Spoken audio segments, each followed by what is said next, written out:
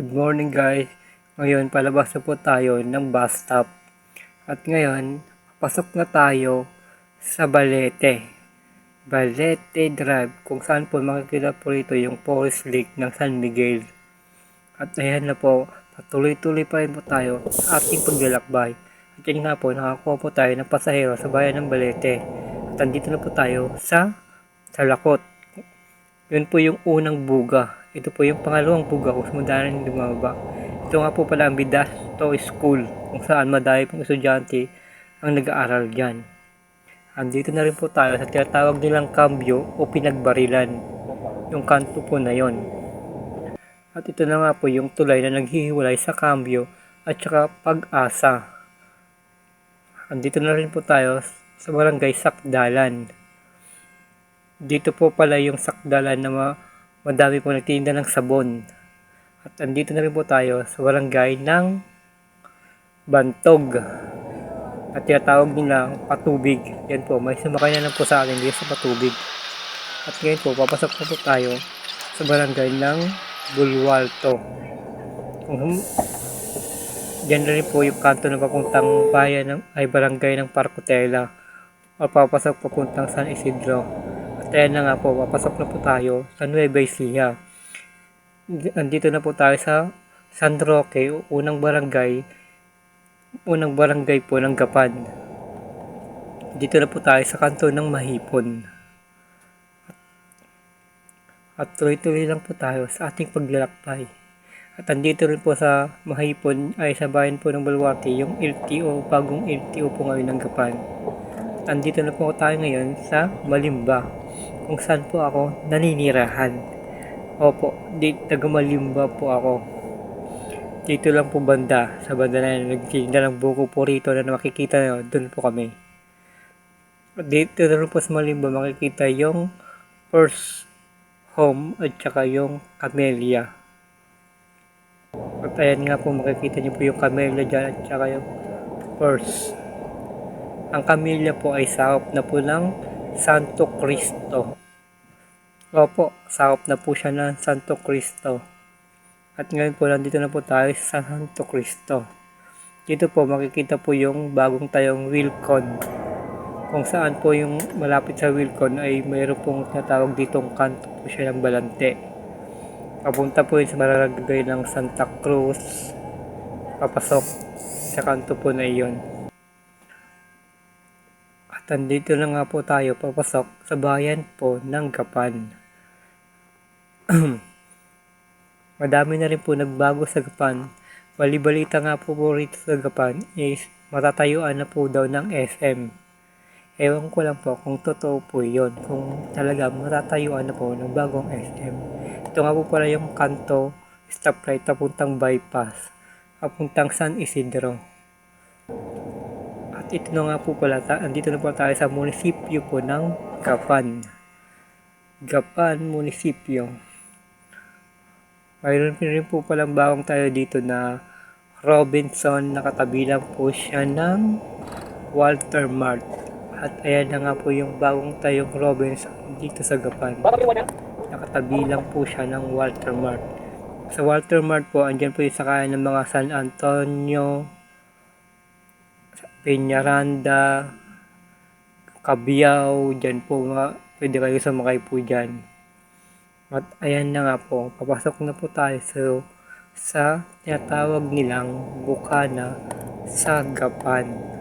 Ayan po, yung pag nakita nyo po yung Primark, yan po yung sa tinatawag sa Gapan na Bukana. Babaan po yan. At yan nga po, palabas na po tayo sa bayan ng Gapan. At makikita po natin sa palabas ng Gapan ay ang tulay na nagdudugtong sa San Leonardo at Gapan. At andito na nga po tayo sa bayan ng San Leonardo. Makikita po rito ito yung hospital. At dito po yung kanto ng Castellano. At tuloy-tuloy pa rin po tayo sa ating paglalakbay. Halos hindi ko na po masabayan yung video. Kasi ang bilis na ginawa kong video, nahuli na po ako. Ayan. North View, nandito rin po yung tinatawag nilang North View sa San Leonardo. At andito na rin po yung kanto ng Haen. Kung saan po papunta yung Haen, yung kanto po rin, dito po yung babaan. At dito rin po natin makikita yung pinakamalaking hospital dito lang po sa Haen, yung NEMC kung tawagin. At patuloy pa rin po tayo sa ating paglalakbay. Ang susunod na pumabaan ay sa San Leonardo Diversion kung tawagin o San Leonardo Jollibee. At ngayon po patuloy pa rin po tayo sa paglalakbay. Ngayon, binabaybay na po natin ang bayan, ang barangay po ng Tambuating. Sa Tambuating po doon po makikita yung tinatawag nilang ay sikat pong pasyala dyan. Nakalimutan ko lang po kung ano yung pasyala na yun. Dito nga po sa Tambuating po pala, dito madaming nagtitinda ng tinapa na masasarap na tinapa. Dito sa bayan, sa barangay ng Tambuating.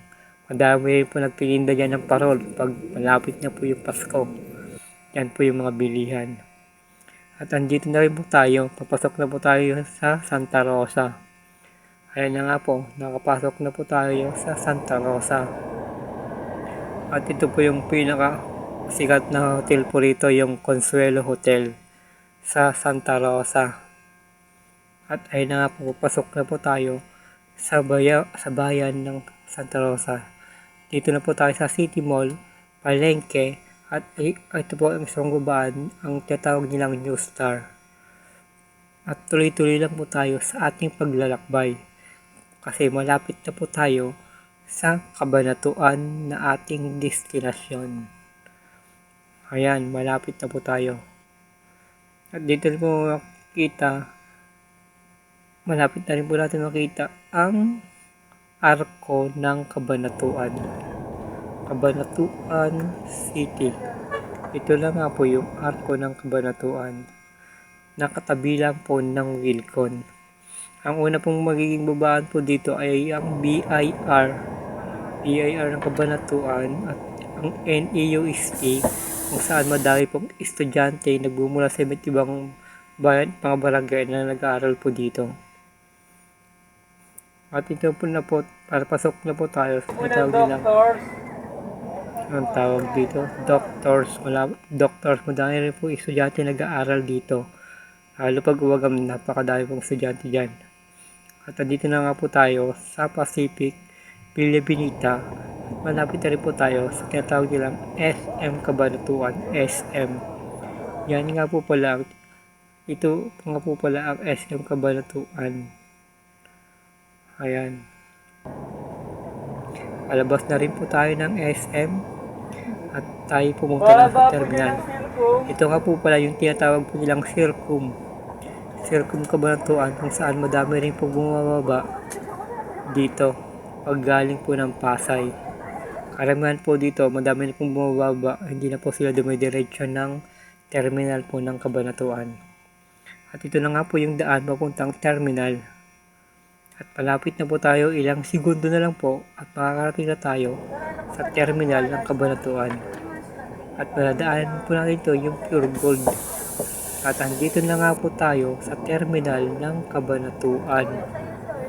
Ito po yung bungad ng terminal ng Kabanatuan. Tayo papasok na sa loob ng terminal. Samahan niyo po ako. At ayan na nga, nag-announce na ako na malapit na tayo sa babaan. At paki-double check po nila ang kanilang gamit. At andito na po yung mga pasahero natin na pagbababa na sa terminal. Maraming salamat po pala sa mga pagsakay sa amin. Ayan, napakadami po namin pasahero. At yan na nga po, chinek ko na po kung may mga bagaheng naiwan o wala. Ayan, salamat. Hanggang sa muli nating vlog. Thank you.